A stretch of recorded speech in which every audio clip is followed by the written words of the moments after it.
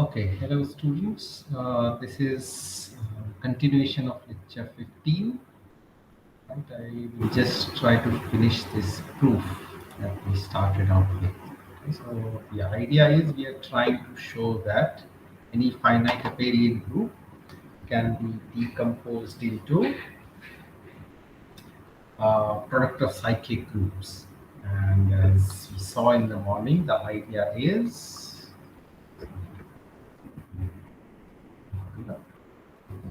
T has n elements using the fundamental theorem of arithmetic. I know that n can be written as a product of prime powers, so on and so forth, with k, out to the power k. And the idea is pi, I going from 1 to k, are distinct prime numbers. Okay, and we saw in proposition 38 and 39 this group G can be decomposed into product of P groups. T1, T2, and so forth, and Tk. Each of this group G1 to Gk is going to be of the order P1 to power R1, G2 will be of the order P2 to the power R2, and Gk would be of the order Pk to the power Rk. Right? And what we were trying to do when we finished the class, that was proposition number 40, is where we will show that each of these GIs, which is of order Pi to the power Ri, is going to be isomorphic to product of cyclic groups. Pi1, set A2, so on and so forth. Ai, etc. Okay, so this is what proposition 40 basically proves. So let's get started with proof of proposition 40 once again.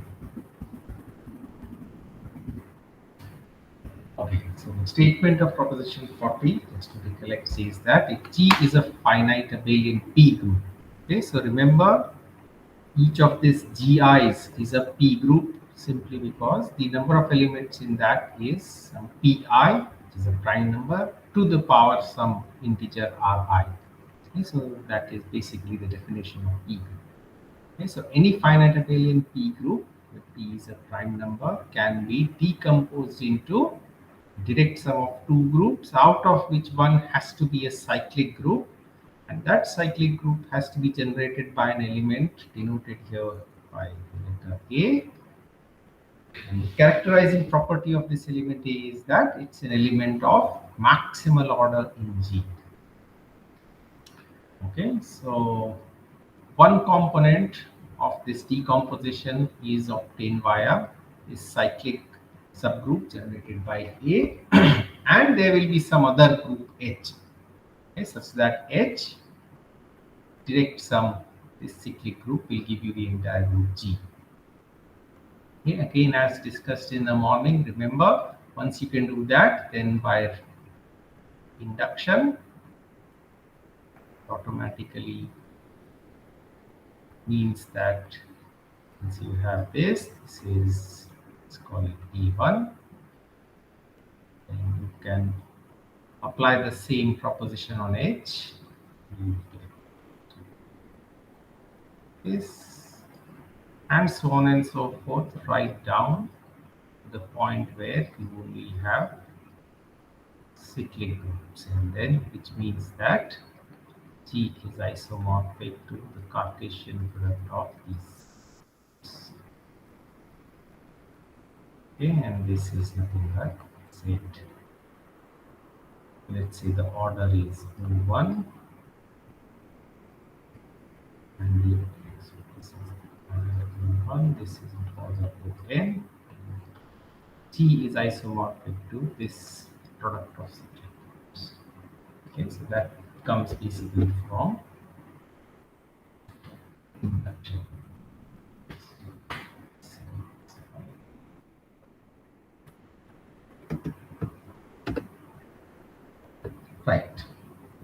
So that is what one can show. Okay. So let's say since G is a P group, the order of G is going to be some prime number P to the power some n. Of course, if n is 1, then the order of G is this prime number P, which implies G is cyclic, and therefore G is nothing but cyclic group generated by any element apart from the identity, and so G can be written as decomposed in this way. Okay, so this is the trivial case. Let's move on to the next case. So, which means n will be assumed to be greater than equal to 2. The proof for the general statement will be via induction. So we will assume that the statement is true for all k less than n. Then we'll try to show that given that it is true for k less than n, it is also true for k equal to n. It's the usual induction step. So let us, as according to the statement of the theorem, let us begin by picking an element A in the group such that it has the maximum order. Since the order of the group is p to the power n and order of any element of the group must divide the order of the group. So the order of A would be of the form p to the power r, where r goes from 1 to n. Okay, r cannot of course be 0 because r is 0, order of A would be 1, which means A is the identity element. Okay, that doesn't make sense because we are choosing an element of the maximum order. Okay. If r is equal to n, which means the order of A is equal to the order of G, that means G is the cyclic group generated by A, and that of course again implies that I can write G as the direct sum of A. Okay, so that case is the easy case. So therefore we'll always, for now, assume R is strictly less than N. Okay, so the maximal order in this group will be assumed to be strictly less than the order of the group. Then let us pick another element denoted here by B, which is of a minimal order and B does not belong to the cyclic group generated by A. Okay, once again picking an element B in the group G, but not in the cyclic subgroup generated by A. And there always exists such an element simply because G is not equal to the cyclic subgroup generated by A. Okay, so from all the remaining elements, we will choose an element B which has the smallest order. Again, this may not be unique. There may be more than one element with the same minimal order, and both elements may not belong to A. Okay, but we can randomly pick one. Okay, there exists such an element. That is all I'm trying to say. Now, let us try to see what happens when we take an intersection of the cyclic group generated by A and cyclic group generated by B. What is the intersection say? That is what we are interested in. Okay, so right. So, what is the order of the element B raised to P? Okay, if the order of B is this, then I hope you see that the order of the element B raised to P would be the order of B divided by P. Okay, now what does this mean? See, what is the characterizing property of B? Right, we know that B does not belong to the subgroup generated by A, and if there is an element X in G, okay, such that order of X is less than order of B, then what can we say about X? The B is the element, right, which is picked from everything apart from the subgroup generated by A, and B has the smallest element. So if there is an element X in the group G which has an order which is even smaller than B, then the only way that is possible is if X belongs to A or X belongs to the subgroup generated by A.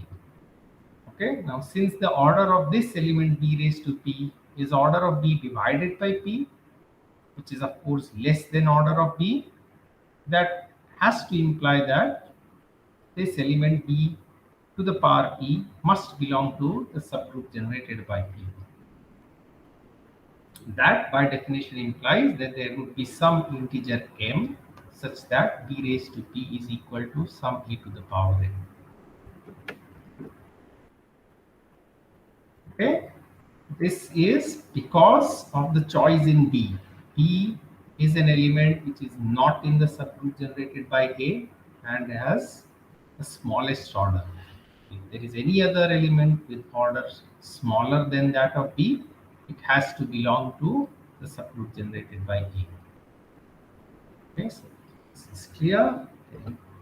Next thing is, so the maximum order, right, for any element in G, right, it surely cannot be greater than P to the power R.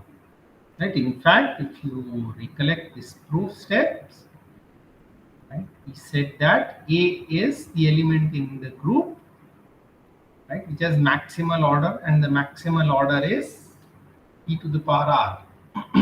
Okay, so it may so happen that there are more than one such elements of order P to the power R, which is the maximum order.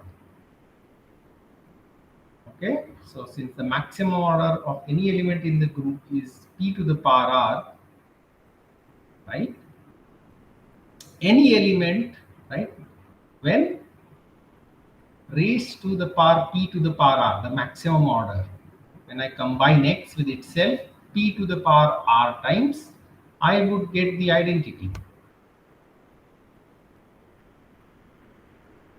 Okay, why? Once again, remember, order for all x's in G, what could be the order of X? It would be some P to the power S, simply because the order of G is P to the power N, and order of any element, it divides the order of the group. Since the order of the group is of the form some prime number P raised to the power N, order of any element has to be of the form P to the power S, where S is going from 0 to R.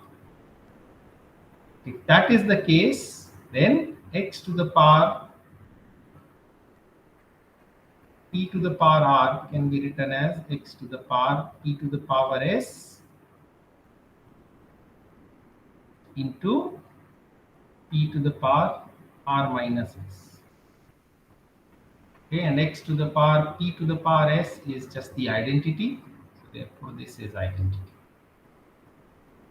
Okay, so no matter what element I choose from the group G, when I operate it with itself P to the power R times, I will get the identity. So then what? So the same has to be true for B also, right? So when B is operated with itself P to the power R times, you will get identity. Okay, then just algebraically manipulating this, I can separate P to the power R as P into P raised to the power R minus 1. Okay, but what do we know about B to the power P? B to the power P is A to the power M. Okay, so I'm substituting that and I'm going to get this. So what does this equation tell us about the order of this element A to the power M? Okay, the order of A to the power M, okay, must be less than p to the power r. Okay, hope that is clear, because order is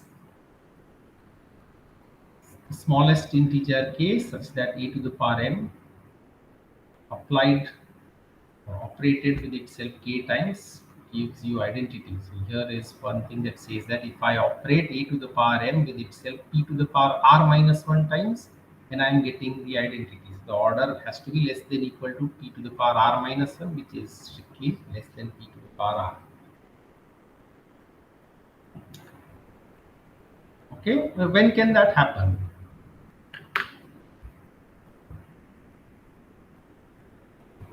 Okay, order of a to the power m less than p to the power r,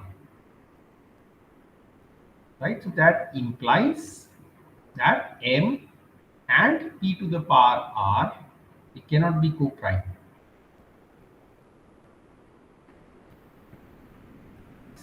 Hope that is clear. And since the GCD is not 1, right, that means p has to divide it. Okay, why should that be the case?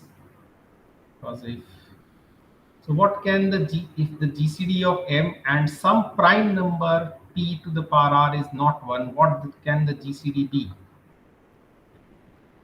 If this is not 1, that implies that the GCD of m with p to the power r has to be some p to the power, I don't know, k, right, where k can be less than equal to r.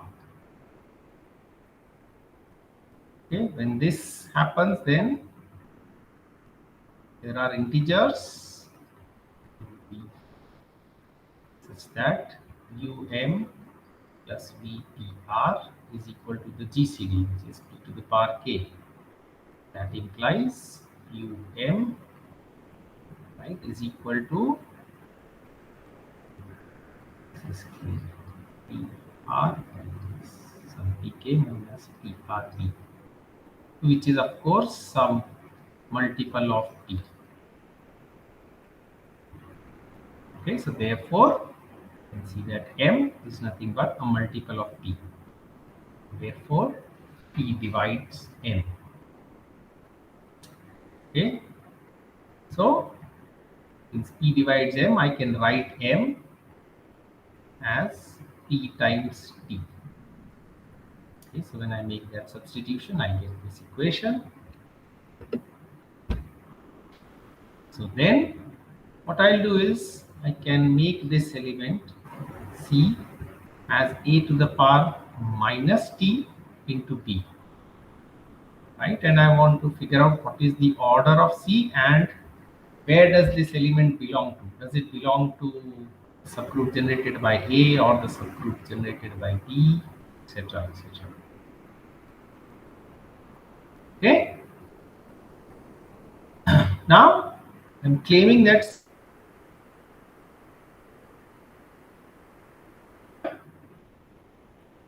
because if C belongs to A, then C would be some a to the power k. What is C? A to the power minus tb equals a to the power k. That means p will be equal to a to the power k plus t, which means p will belong to subgroup generated by A, but that is a contradiction. Okay? P surely does not belong to the subgroup generated by A. Okay, so one thing is sure, C cannot be in the subgroup generated by A. Next, what can we say about the element C when operated with itself P times? As of now, you may be feeling a little lost. Why are we doing this? All of this will give us an idea about what is this. Okay, so just hold on for a couple of minutes. So C to the power P is nothing but A to the power minus PP into B to the power P. What is this? Equation 1 We know that this is going to be the identity. So what can we say about the order of C? The order of C is P.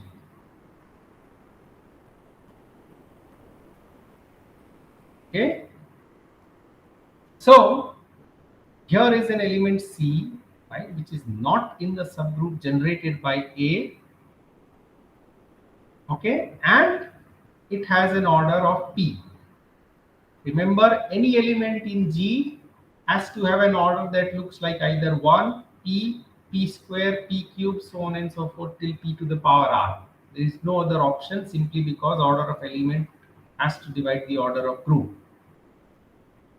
Okay, so this is sort of the smallest number that you can have, okay, which is greater than 1. Okay, so therefore, since the element C is not in the subgroup generated by A, okay, so what do we know about the order of B? Order of B is the smallest order for any element that is not in A. Since there is an element C which is not in the subgroup generated by A with order P, so the order of B also has to be P.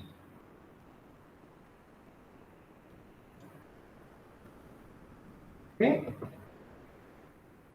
So what can we say about the number of elements in the intersection of these two subgroups? So what do we know about order of A? Order of A is, yeah, P to the power R. Order of B is P. So how many elements can there be in the intersection? Right? There can be either 1 or P. There is no other choice because the number of elements in the subgroup generated by B is P, as we just proved. Okay, so either 1 or P. When can P come up? Right? When can the number of elements in the intersection be P? The number of elements in the subgroup generated by B is P. The intersection is, the number of elements in the intersection can be P only if the entire subgroup generated by B is contained in the subgroup generated by A. But we know that at least B is not in the subgroup generated by A. So therefore, the number of elements in the intersection of the subgroups generated by A and B has to be only one, which is nothing but the identity element.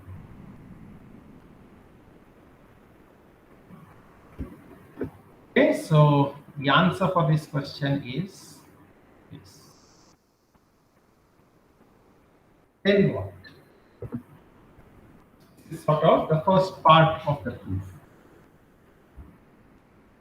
Okay, so just to recollect, the number of elements in G is P to the power n. Order of this maximal element A is P to the power R. R is strictly less than n. Order of P we have shown is P, and we just saw that the intersection of the subgroups generated by A and B is nothing but the identity element. Now we bring in quotient groups. Okay, let us take quotient of G with the subgroup generated by B. Okay, and just to make the notations more convenient, I am going to denote the quotient group by G star. How many elements will G star have? Since the subgroup generated by B has P elements, okay, now, and all cosets of this subgroup, all of them will have P elements. Each coset is now going to be identified as one element. So therefore, the number of elements in G star is going to be P to the power n minus 1. Okay. So here is a group, right, which has P to the power n minus 1 elements. What do we know from induction? Okay. From induction hypothesis, we know that the statement of the proposition is over here is true for all k less than n. The k that we have is n minus 1. So G star, right? Which is the group under consideration which has p raised to n minus 1 elements. It can be decomposed according to the statement of the proposition. Okay, so there is some element C star which has the maximal order in G star. The subgroup generated by C star is this, and from the induction hypothesis and from the statement of the proposition, G star can be decomposed into a direct sum of the subgroup generated by C star and some other group. Just to be consistent with the notation, I am calling that subgroup H star. Okay, so there is some subgroup H star of G star such that this is true. Now, can we find out what C star will be? Okay, and remember C star is an element of G star. What is G star? It is nothing but the set of cosets of the subgroup generated by B. Okay, so order of any element, let's call it X star in T star. What can we say about this? Can the order in the quotient group be greater than the order of the original group? Cannot, right? Because in fact we are reducing the number of elements by setting all cosets to be equal to one element, right? So therefore order of X star will surely be less than equal to order of X. And this is an abelian group, so X star is nothing but X. So the left coset of the element X in G of the subgroup generated by B. And what is the order of X star? That we can find. Is X star to the power 2. Remember, this is an abelian group, so subgroup generated by B is normal. So this is just X square times this. Therefore, order of X star has to be equal to order of X. X is an element in the original group G. Therefore, it should be straightforward to see. Since A we know is maximal order element in G, therefore, if I take the left coset of the subgroup generated by B using A, right, that will be the maximal order element in the group G star. Why? Because order of A star, so I'm going to use this notation. A star denotes the left coset of the subgroup B using A. Order of A star is equal to order of A, which is the maximum possible element. Okay, so C star therefore is nothing but A star. And proposition 40 implies that G star can be decomposed into the subgroup generated by A star with some H star. How many elements does G star have? Since this is a direct sum, the intersection between these two is just the identity. So the number of elements in G star is nothing but the product of the number of elements in the subgroup generated by A star and the number of elements in H star, and this we already know is equal to p raised to n minus 1. Now consider the homomorphism phi. This is something we have done about a couple of classes back before the midsem. Phi maps group element G to the quotient group G star. Phi is defined as phi maps the element X to the corresponding left coset in the quotient group. Okay, so this is easy. Now the idea is I know how to decompose G star. Can I use this decomposition in order to get a decomposition of the original group? Okay, so that is why that is where we are going to use the homomorphism. Okay, so let H be the inverse image of H star under phi. Okay, and we know, forgot the proposition number, three images of homomorphisms of subgroups are also groups. Okay, so this is a group of G. Now, once we have H, let's consider this coset A plus H. If this plus notation is confusing you, this is the same as this. Oh, sorry. Yeah, it is the same. Yes. Okay. Taking sum of this subgroup generated by A with the subgroup H, which is defined over here. So there are two things now. I would want to check if this sum is equal to G. If it is, then I want to see if that sum is a direct sum, for which I would need to look at the intersection between the two. Okay, so first let's look at the intersection of the subgroup generated by A with H. Okay, so let's say X belongs to the intersection. Okay, means that X is in the subgroup generated by A. Okay, so what can we say about phi X? Okay, by definition, phi X will be an element of the subgroup generated by A star, right? By definition again, because phi X gives you the left coset of X. Okay, so phi X will also be in the subgroup generated by the left coset of A. Similarly, X is in the subgroup H. By definition, this it should be clear. Phi X will be an element in H star.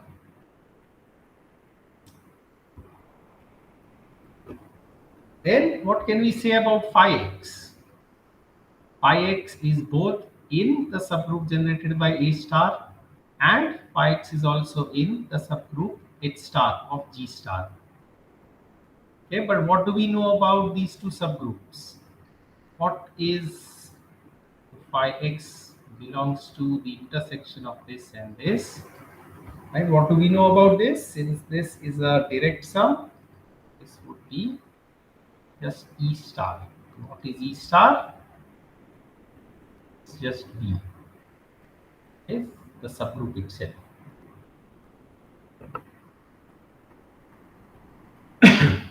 Yes. Yeah.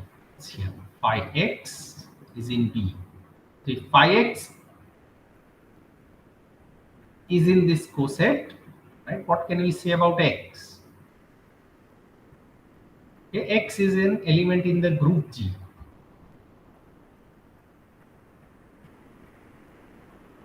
Right? It has to come because of the way phi is defined. It has to be a member of this subgroup, right? Only then phi can map this X to that entire coset as an element. Okay, but then there is an issue because X, we have already assumed, comes from the subgroup generated by A, and we have now shown that X also belongs to the subgroup generated by B. Okay, but the intersection of the subgroups generated by A and B is nothing but identity. So therefore, X has to be the identity, and which means that the intersection of the subgroup generated by A and H is the identity. Okay, so that's one part done, right? In trying to show that the subgroup generated by A and H will form a direct sum. Now I think it's easy. The number of elements in the original group G, right, is nothing but the product of number of elements in the group G star, the quotient group, times the number of elements in the subgroup with which we have taken the quotient. Okay, now how many elements are there in G star? Look carefully at this relation. Whenever you have direct sum, the number of elements in the original group is nothing but product of the number of elements in the two subgroups involved in the direct sum. So number of elements in G star is nothing but number of elements in the subgroup generated by A star times the number of elements in the subgroup H star. And how many elements are there in the subgroup generated by B? Since the order of B was shown to be P, has to be P. Okay. How many elements are there in the subgroup generated by A star? Remember the order of A star.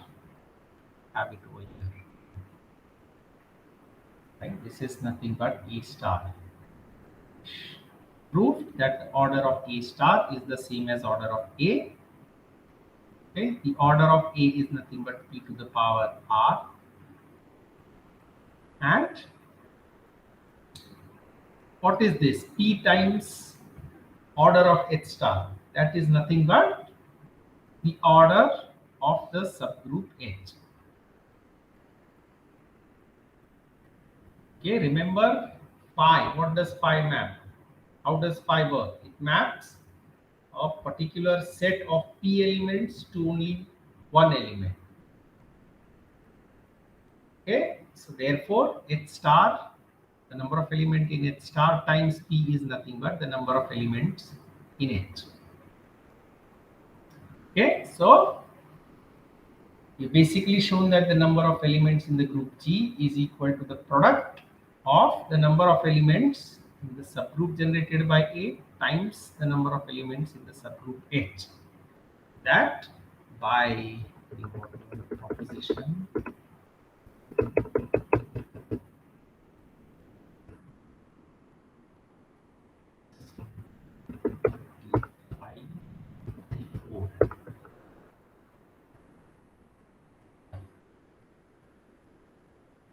right. So we have shown this already, and this is what we showed now. But this notation is nothing but this. Therefore,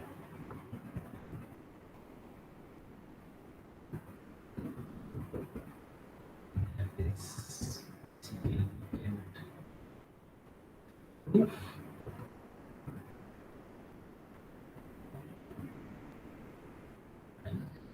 thus we can decompose G into a direct sum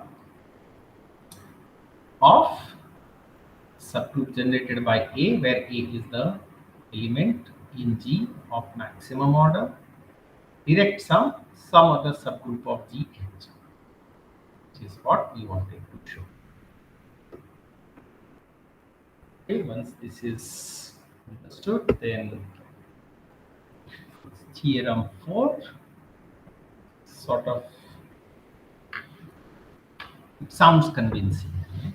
This is called the fundamental theorem of finite abelian groups. Okay, so says that if G is a finite abelian group, then I can show that this group G is isomorphic to products of cyclic groups. Okay, the notation I just realized could be confusing. So this P1 to the power R1, Pk to the power Rk is not the same P1 to Pk that we used when we wrote this. I apologize for this. Okay, this and this are not the same. Why? Because as you can see, each of this PIRI will give you a group, P group, and each of this itself would be a product of some cyclic groups. Okay, so on and so forth. Okay, and it's clearly stated here. Please be careful. Where P1 to Pk over here appearing in the cyclic product groups, these primes are not necessarily distinct. right? And moreover, this direct product is unique, okay, except for the order of the factors. Why should this be unique? Simply because if you look at proposition 40, okay, the choice of the element A is not arbitrary. A has to be an element of the maximum order. Okay, now there may be more than one element having the same maximum order, but I hope you see that all that matters finally is the order of the element A. Whether you call that element A or whether you call it C or D or whatever, as far as the element is of the same maximal order, you are going to get the same cyclic groups. The number of elements in the subgroup generated by A is always going to be the same. It doesn't really matter which element you pick as far as you pick the maximum order element. So you do that, then the first factor is already decided. This subgroup is already decided once you know what is the maximum order.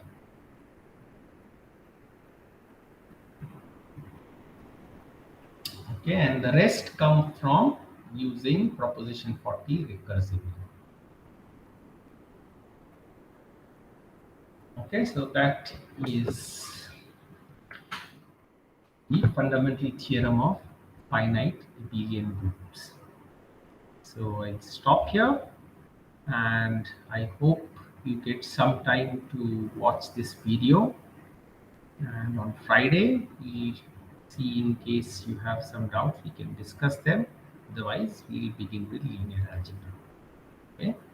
Thank you, everyone, and hope to see you guys on Friday.